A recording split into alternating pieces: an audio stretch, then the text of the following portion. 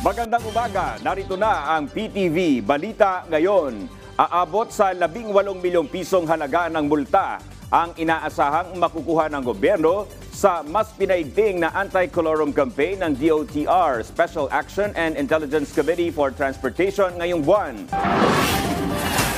Base sa datos, nasa 50 colorum na sasakyan ang kanilang nahuli mula February 1 hanggang 22. Nasa 200,000 piso ang multa sa mga van, habang 1 milyong piso naman sa mga bus. Panawagan naman ng ahensya sa publiko, huwag sumakay sa mga colorum na sasakyan at sa halip ay isumbong ang mga ito sa kanila. Iminumungkahi ng isang senador ang pagtutulungan ng gobyerno, mga universidad at mga industriya para sa pag-unlad ng agrikultura sa bansa.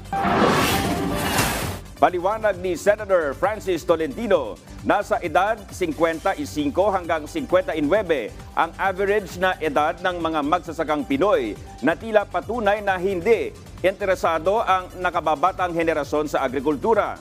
Ayon pa sa senador, sa pamamagitan ng direktang paglahok ng mga universidad sa mga kursong may kinalaman sa agrikultura, ay maeengganyo ang mga kabataan na magkaroon ng partisipasyon sa pagpapaunlad ng pagsasaka at pangingisda. Dagdag naman ni Agriculture Undersecretary Asis Perez, sa pamamagitan ng tinatawag na value chain approach o pag-intindi sa mga kalahok sa industriya ng agrikultura, mapagtutuunan din ng pansin ang lahat ng mga daraanan ng produkto, mula sa mga sakahan hanggang sa mga processor, negosyante at iba pa. At yan ang mga balita sa oras na ito. Para sa iba pang updates, i-like at i-follow kami sa aming mga social media account. Ako po si Dominic Albelor para sa Pambansang TV sa Bagong Pilipinas. Magandang umaga!